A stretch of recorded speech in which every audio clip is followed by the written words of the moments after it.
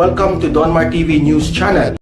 Inilunsad ang unang karavan ng BBM Sara Tandem sa Mindanao ngayong araw. Ito ang unang pagsasama ni na Presidential Aspirant at dating Senador Bongbong Marcos at Vice Presidential Aspirant at Davao City Mayor Sara Duterte. Nagsagawa sila ng motorcade sa Davao del Norte kasama ang kanilang political allies sa Mindanao.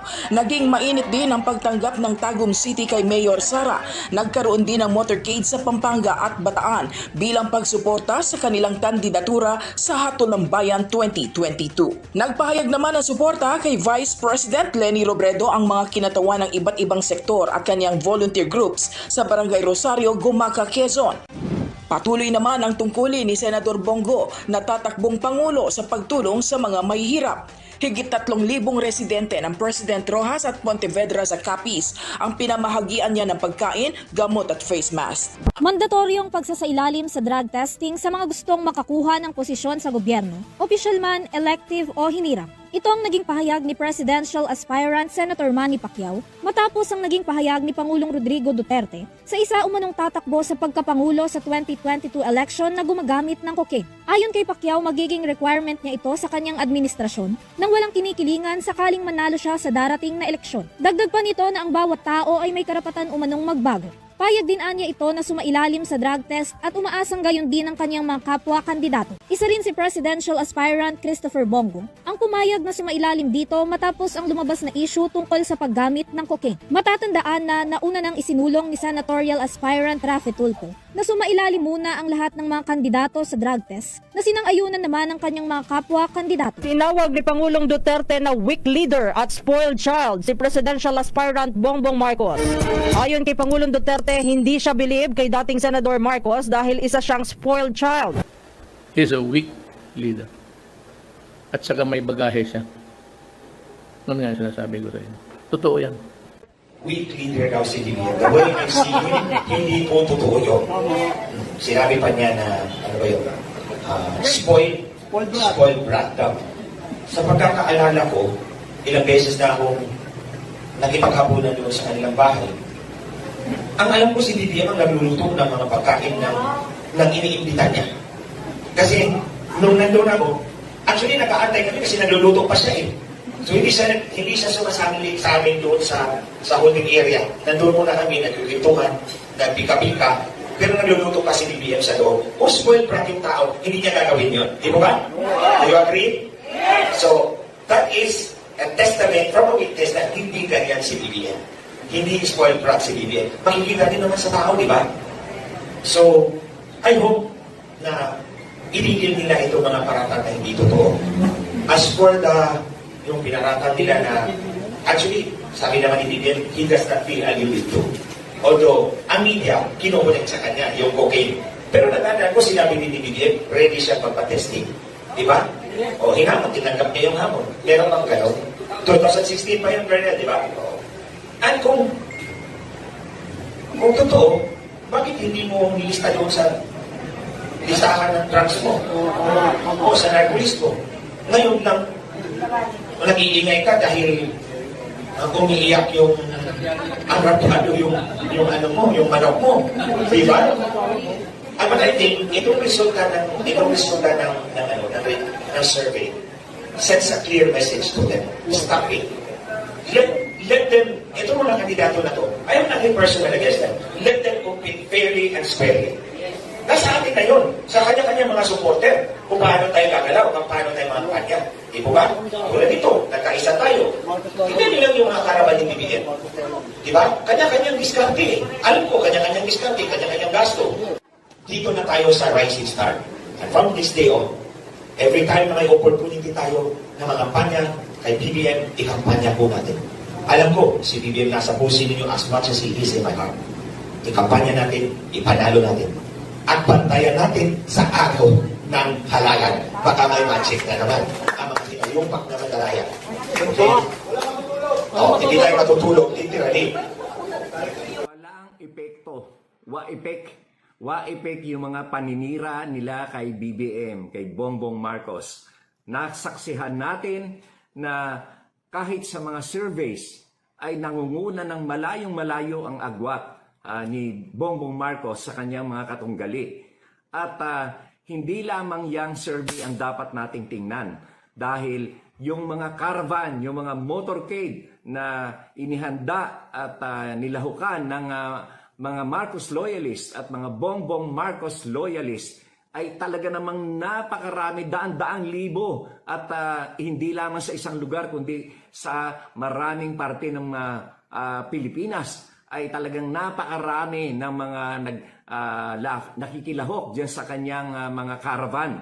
At ito ay walang bayad, walang binabayaran, walang hinihimok na bigyan ng kahit na anumang pabuya para sila ay sumali, kundi kusang loob at taus-puso ang kanilang pagpapakita ng suporta kay Bongbong Marcos. Hindi kagaya ng mga nagmo-motorcade na nag-aarkila ng mga sasakyan at binabayaran yung mga tao na lumalahok at konting-konti lamang ang lumalahok sa kanila. Ito, napatunayan natin sa maraming parte ng Pilipinas, magmula sa norte hanggang sa Kabisayaan at sa Mindanao ay napakarami ng mga supporters ng BBM.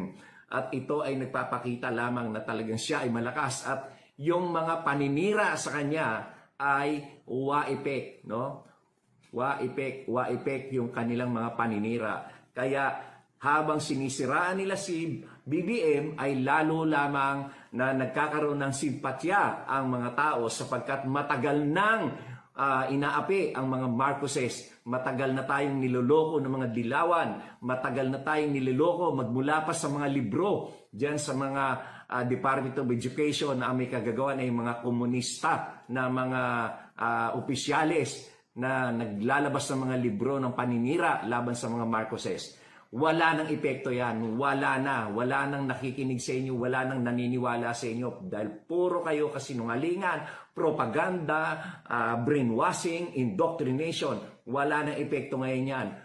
Magiging presidente si Bongbong Marcos sa 2022. Dahil magkakaroon tayo ng buhos na boto sa kanya at matatawag natin na talagang majority president.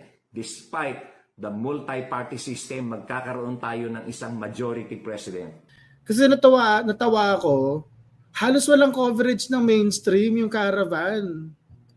Nakakaloka siya. Sabi ko, wow, hindi naman halata masyado. Parang wow, hirap pumindot ng keyboard, ganon. Tapos nakakatawa, nakita ko pa nga kanina eh. May tweet pa si Weng Salvacion saan ba yun? Saan ba yun? Sa Channel 7. Kani Weng, yung daw mga politiko na nagpapakaravan, sana daw i-organize ng mabuti kaya hindi nata-traffic.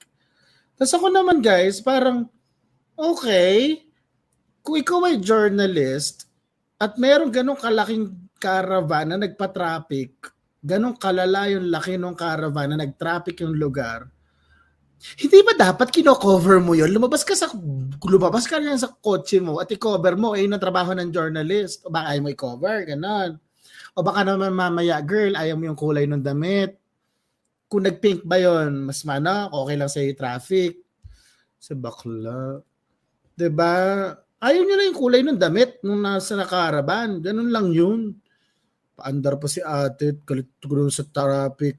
Kung si Lenny mag-traffic niya, baka pumapalakpak ka pa eh. Alright, eto na.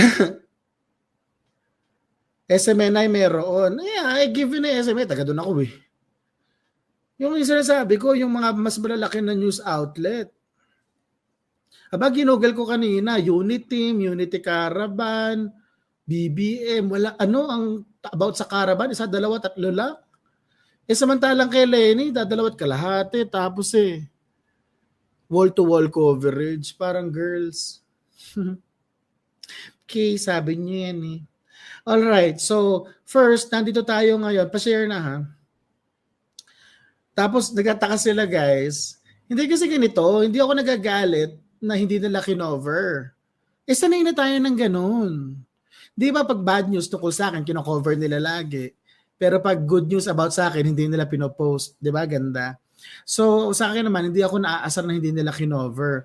Ang nabubuisit lang ako, yung hindi nila ako na-cover, alam naman na tao na major event, pero in the end, ang gusto nila, tiwala pa rin yung tao sa kanila. Okay, sige, kayo na lang anak ng Diyos. Bahala kayo sa buhay niyo. Alright, so nandito tayo ngayon. Kanina kumembot sila si BBM at saka si Inday. Nasa Tagum City, Davao del Norte. Tapos, eto si Sandro, alam mo naman, isang pasawet kalahati, nagsuot ng kulay pink, ang walang hiya. Tinext ko nga, sabi ko, lang hiya ka Sandro, ba't ka naka-pink? Sabi niya, it's washed out red. Sabi ko sa presinto ka nalang magpaliwanag, bata ka. Sabi ko, mukhang pink oh. Si Sandro yan eh. Ayan oh. Yung nakamask na yan. Naka-pink. Alright. Alam mo naman, pasaweri batang yun. Okay, ganyan rin. Pero wala silang kinikilingan. Walang pinoprotektahan. Serbisyong totoo lamang. In the service of the Filipino. Okay. Bahala kayo sa buhay niyo. Magkamutan kayo ng likod dyan. Alright, so yung una, eto, BBM, caravan sa Abra. So makikita ninyo, actually, hindi naman nakakatuwa na, united ang mga tao, ganyan-ganyan. Pero syempre, alam natin Abra to. While it's really impressive, kasi ito daw yung one of the longest bridges sa buong Pilipinas, tapos tayo maupuno hanggang dulo. Diba? Ito pa, meron pa dyan. Meron pa doon. In fairness, di naman pala dikit na dikit. May konting-konting espasyo lang para hindi magbangga yung mga motor. Okay, may picture-picture. Okay. Okay, nandun na tayo ulit. So, okay na Abra. Na. Alright, next. Meron pa. May video. Check natin. Mga picture ng mga tao. Tingnan natin mga picture. Sige nga. Okay, sa tindahan ni Aling Edna. Okay. Ano ba to? Okay, mga bagets. Alright. Solid North to kaya ito yung sa yung stadium nila. Grandstand, Kembular. Okay. Okay, pati yung mga Marites, naka-peace sign. Okay. Ang mga Marites na taga Isabela. Okay. Taray, pati aso. Di ba? Okay. Alright. Mahal talaga niya si BBM. Tingnan mo, naglabas siya ng kilikili, guys. Para lang kay BBM. Good job. Ano ba to? Lola, mag-face mask ka. Tay, face mask. Face mask o hugas kamot. Ganon. Okay, mga people of the Philippines. All right, next. May video. Check natin. Hindi, picture din to. Susunod naman ay Las Piñas. Yung sa Las Piñas, malaki-laki rin in fairness natin, Las Piñas. Pagka may mga lugar ako na hindi na-cover, post ko lang yung kembot dyan, post ko lang yung link para tingnan natin, ha? Alright, so sa Las Piñas naman ito.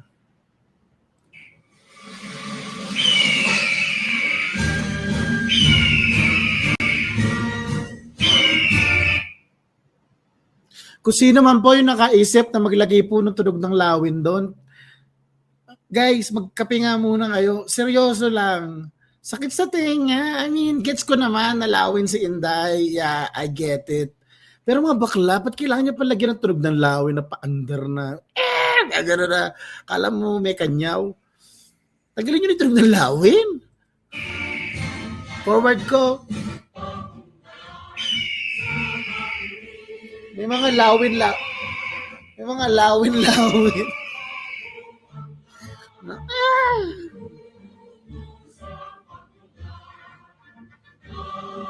Dami ayun na naman. Ang ganyan. Lawin.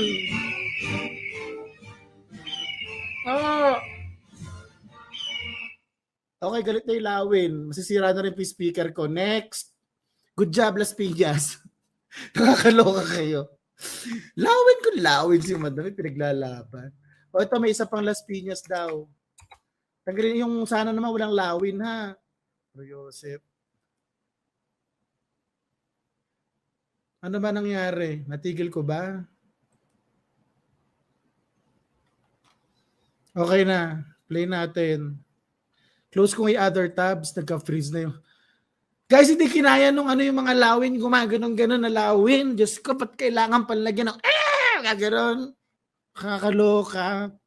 I mean, gets naman po namin. Nakakatawa na maraming tao. Pero my God, gusto niyo bang pasabugin lahat ng tutuloy ko? Hindi ko po inipon lahat ng tutuloy ko para lang basagin nyo. Kailangan moment ko yon. Next. Las Piñas Rore. Forward. In fairness, 22 minutes.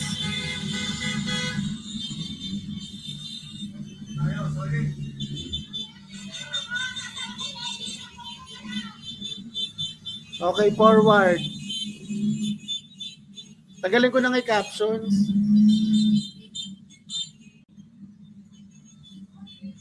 Saan roto? Las Piñas. Ay, nawala. Forward natin.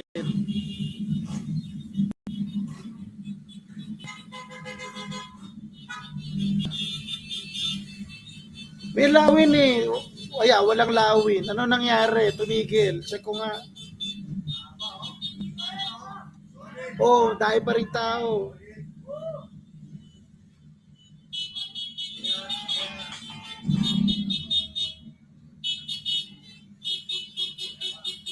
King Pinoy.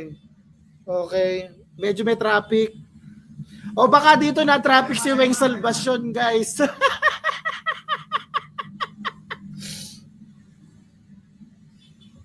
Okay, next. So, moral lesson, guys. Maraming tao. Okay, next. Ano na ba yung susunod? Las Piñas. May Quezon City raw eh. Check na natin Quezon City. Iba pa pala yun? Quezon City.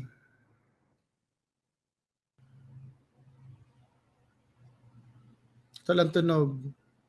Tunog, uy.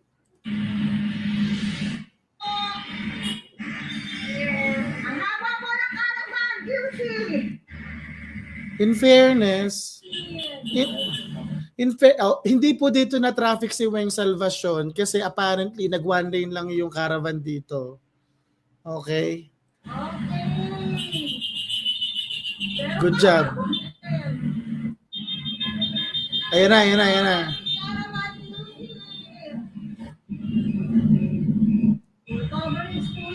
Okay, marami sila. Good job, Quezon City. Next. Paranaque raw meron.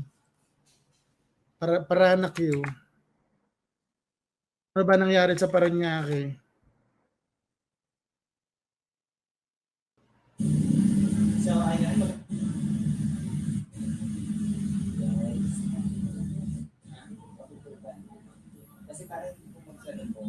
Okay, naka-parking pa sila rito. Hayaan muna natin sila. Okay, next. Hindi ba sila aandar?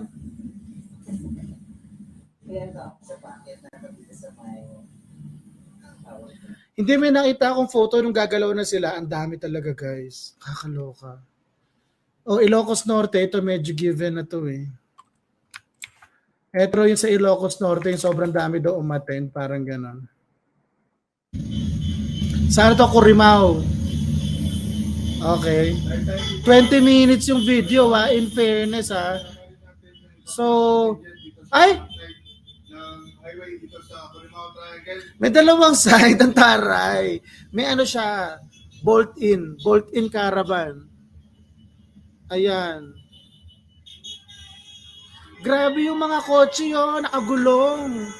Grabe yung mga riders, may ride. Grabe. Grabe, partida pa guys. Hindi pa yan bumababa on the ground. Opo, sinare ko na po. Sinashare ko na po ngayon, sir. Hello. Yes. Yes. Shout out, papi. Shout out din po. Shout out. Forward natin. O, hindi pa tapos. Si Kai Prince and Sarah. Ayan, post. Forward pa natin. Dami oh. Grabe, 20 minutes na hindi pa tapos. Tingnan nyo, parang naubusan ng kuryente si Kuya, naubusan ng baterya. Alright, next. Okay. Region 1 pa lang yun, guys. May hanggang region, ano to? Region 2. Sa Isabela daw, Isabela. Ito mga photos lang. Kasi nag-iingat ako na mag-share kasi baka mamaya mga patibong eh. Pati account switch, tsaka.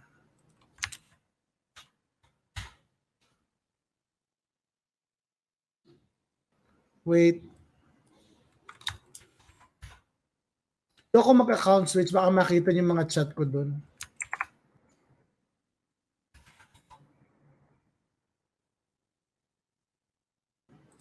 Alright. Ito yung sa Isabela. Na. Next. Dami-dami rin. In fair. Good job. Good job. Okay, next. Ano yung susunod? Pangasinan. Ay, region 2 pala yung napindot ko. Dapat pala region 1. Pero sige na nga. Ito, region 1. Ano to? Pangasinan.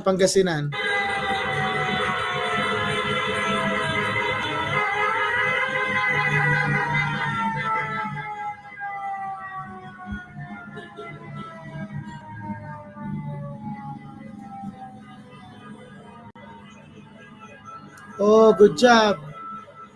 Forward natin guys dun sa medyo marami-rami na yung tao.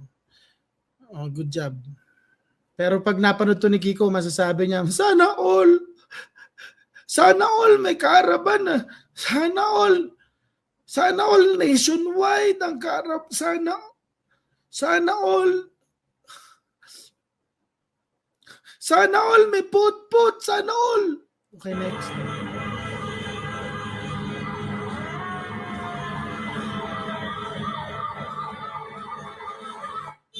Ayun na.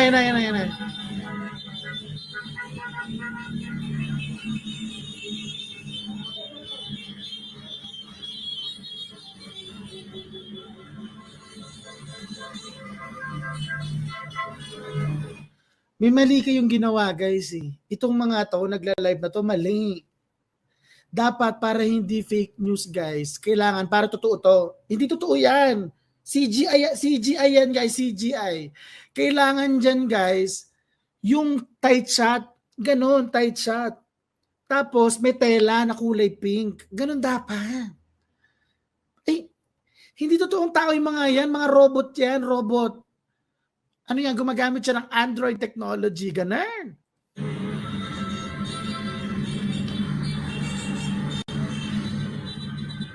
Ano ba to? Pagkasinan.